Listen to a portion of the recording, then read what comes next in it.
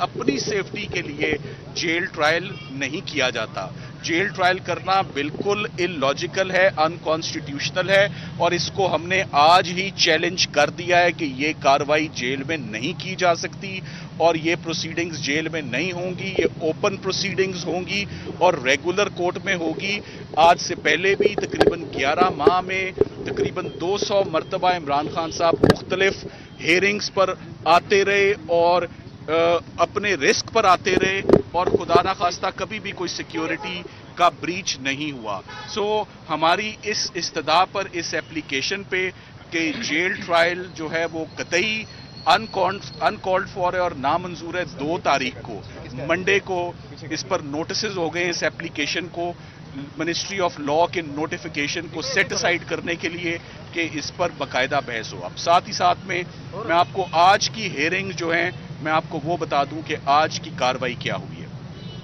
سب سے پہلے تو عمران خان صاحب سے باقاعدہ ملاقات ہوئی ہے اور بڑی ہائی اسپرٹس میں خان صاحب تھے اور بہت پازیٹیو تھے, اور انہوں نے آج سب سے پہلے تو میں نے ان سے ہیئرنگ لی جج صاحب کی پرمیشن کے ساتھ, کہ جس میں مجھے 15 منٹ کی بریفنگ دی گئی. 15 منٹ کی جس میں بریفنگ دی گئی, اور اس بریفنگ میں انہوں نے مجھے سائفر کے اوپر ایک باقاعدہ جو ہے اپنا ویو پوائنٹ دیا. میں سائفر کے حوالے سے اور اس پروسیکیوشن کے حوالے سے ضرور کچھ کہنا چاہوں گا کہ یہ آفیشل سیکرٹس ایکٹ کے اندر آفیشل سیکرٹس ایکٹ کے اندر جو پروسیکیوشن ہو رہی ہے, یہ پروسیکیوشن کبھی بھی یہ ریزرو ہوتی ہے آفیشل سیکرٹ ایکٹ کی پروسیکیوشن آرمڈ فورسز کی. جو انٹرنل معاملات ہوتے ہیں, کوئی سپائنگ کا کوئی الزام ہوتا ہے, کوئی میپنگ کا, کوئی اور نقشہ جات کی جو ہے وہ, اس کے اوپر یہ تمام ایشوز جو ہیں یہ پروسیکیوٹ ہوتے ہیں. ایک فارمر پرائم منسٹر کو, ایک فارمر فورن منسٹر کی prosecution under the official secrets act جو ہے یہ بہت کنڈیمنیبل اور بہت کنسرننگ ہے. یہ ہرگز یہ پروسیکیوشن ایف آئی اے کی جورسڈکشن یہاں نہیں بنتی. ایف آئی آر رجسٹر ہی نہیں ہونی چاہیے تھی, اور اس ایف آئی آر کا فوری ہم اس میں اپنا نیکسٹ سٹیپ جو quashing of the F I R ہے وہ ہم اپنی ریمیڈی جو ہے وہ اویل کریں گے. میں اب آپ کو جو سب سے آج کی اہم پروسیڈنگز اور سب سے اہم بات جن کا انکشاف ہوا ہے وہ میں آپ کے آگے لانا چاہوں گا کہ آج ہوا کیا ہے. سب سے پہلے تو ہمیں جو دقت کا سامنا کرنا پڑا اچانک یہاں پر جیل میں انٹر آنے پر, اس پر تو میں آپ کو آلریڈی بتا چکا ہوں. عمران خان صاحب کو اس کیس میں آج سے 15 دن پہلے قانونی ٹیم کے بالکل علم میں نہیں, پاکستان کے علم میں نہیں, کسی کے علم میں نہیں, آج سے 15 دن پہلے سے گرفتار کیا جا چکا ہے. اور یہ خان صاحب کو خود بھی نہیں پتا کہ وہ گرفتار تھے اس کیس میں. 15 اگست سے لے کر آج 30 اگست ہو گئی, صرف 2 مرتبہ ایف آئی اے کی ٹیم آئی اور بڑی مختصر سی ان کے ساتھ ملاقات کر کے چلی گئی. آج کا دوسرا اہم انکشاف جو کہ بڑا شاکنگ ہے کہ 16 تاریخ کو فیڈرل انویسٹیگیٹنگ ایجنسی نے خان صاحب کی غیر موجودگی میں ان کی فزیکل کسٹڈی اور فزیکل ریمانڈ تفتیش کی غرض سے مانگا, جسے نامنظور کر دیا گیا 15 تاریخ کو. سو آج سے 15 دن پہلے خان صاحب جیل میں جوڈیشل ہو چکے ہیں اور اس کا کسی کو علم نہیں. یہ بہت افسوسناک اور کنسرننگ بات ہے کہ آفیشل سیکرٹ ایکٹ کی پروسیڈنگ کو آج تک کبھی ایسا نہیں ہوا کہ کسی بھی مقدمے کی اتنی سسپیشیس اور اتنی سیکریٹیو پروسیڈنگز جو ہیں وہ چلائی جائیں کہ ان کو عوام کے سامنے, حتیٰ کہ وکلاء کے سامنے جو ان کو ڈیفینڈ کر رہے ہیں, ملزم کو بھی نہیں پتا جس کے اوپر آپ یہ الزام لگا رہے ہیں کہ اس کے ساتھ ہو کیا رہا ہے. یہ تمام کی تمام فنڈامنٹل رائٹس کی بڑی بریزن اور بڑی بلیٹنٹ وائلیشن ہے. آرٹیکل 10A کی وائلیشن ہے. یہ فری ٹرائل ان کو نہیں دیا جا رہا جس کا آج پتہ چل رہا ہے. آج ہم نے عمران خان صاحب کے جوڈیشل ہونے پر فوراً ان کی ضمانت جو ہے بیل ایپلیکیشن فائل کر دی ہے, جس پر ایف آئی اے کو نوٹسز ایشو ہو گئے ہیں, اور 2 تاریخ کو بروز ہفتہ 2 ستمبر کو ان کی بیل ہیئرنگ پر باقاعدہ سماعت ہوگی اور اس پر بحث ہوگی. سو हमारे जिन दरखास्तों पे 3 एप्लीकेशन पे आज नोटिस FIA को हो गए हैं। बेल एप्लीकेशन सैटरडे को 2 को सुनी जाएगी खान साहब की साइफर केस में, और साथ में जो जेल ट्रायल को हमने चैलेंज किया है, और इन प्रोसीडिंग्स को ओपन करने के हवाले से एप्लीकेशन पर भी नोटिस 2 तारीख को हुआ है। मैं अब आपको इन दी एंड जो खान साहब ने मुझे आप तक पहुंचाने के लिए अपना पैगाम दिया है कि साइफर का मुकदमा आखिर है क्या। सबसे पहली बात, खान साहब पे 2 इल्जामात हैं साइफर के हवाले से।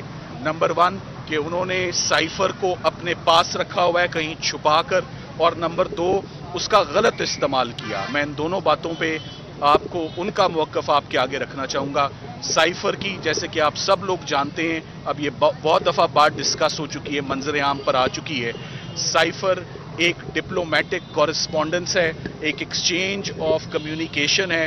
ये कॉन्फिडेंशियल होती है, ये प्रिविलेज्ड कम्युनिकेशन होती है, जो हमेशा फॉरेन ऑफिस के पास उनकी तहवील में ओरिजिनल रहती है। और इस बात की तस्दीक जो इंटीरियर मिनिस्टर राना सनाउल्लाह साहब की स्टेटमेंट सोशल मीडिया पे मौजूद है कि साइफर तो हमारे पास है।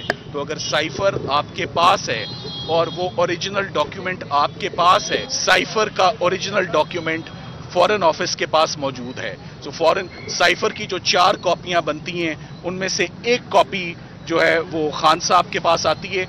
उस कॉपी के अंदर जो इंफॉर्मेशन थी वो ऑब्जेक्शनेबल इंफॉर्मेशन थी, वो पाकिस्तान के अंदरूनी मामलात और पाकिस्तान की अंदरूनी पॉलिटिक्स में मदाखलत थी।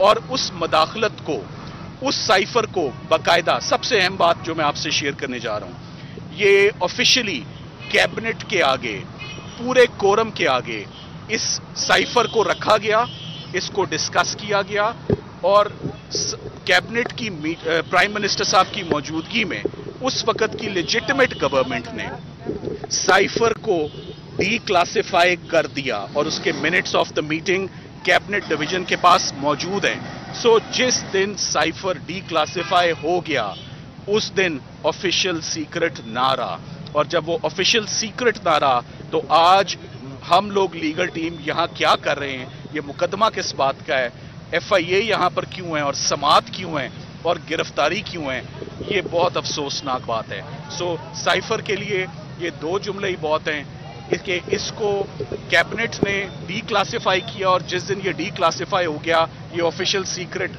ना रहा, और इसके ऊपर कोई प्रोसिक्यूशन ना की जा सकती थी। मैं मजीद ये भी आपको बता दूं कि डीक्लासिफाई होने के बाद इसको नेशनल सिक्योरिटी काउंसिल के आगे भी इस मामले को रखा गया, और उसके बाद जब उसके कंटेंट्स को देखा गया, तो बाकायदा तौर पे हमारे फॉरेन सेक्रेटरी ने डीमार्च किया।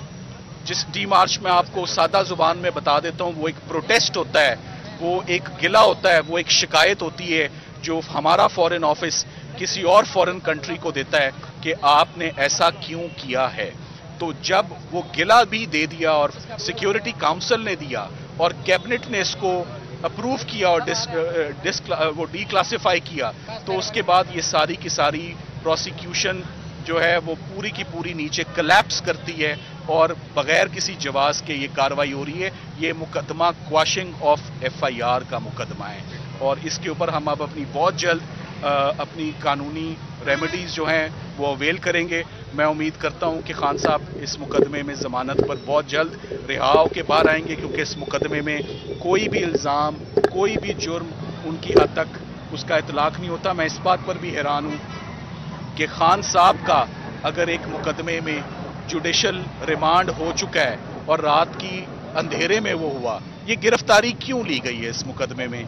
कल जब खान साहब की तोशाखाना केस में उनकी सजा सस्पेंड हो गई, वाहिद मुकदमा जिसके अंदर वो जेल में, इस वक्त जेल की हिरासत में थे, तो फौरन मंजर आम पर लाया गया कि हमने तो उनको साइफर में अरेस्ट कर रखा है।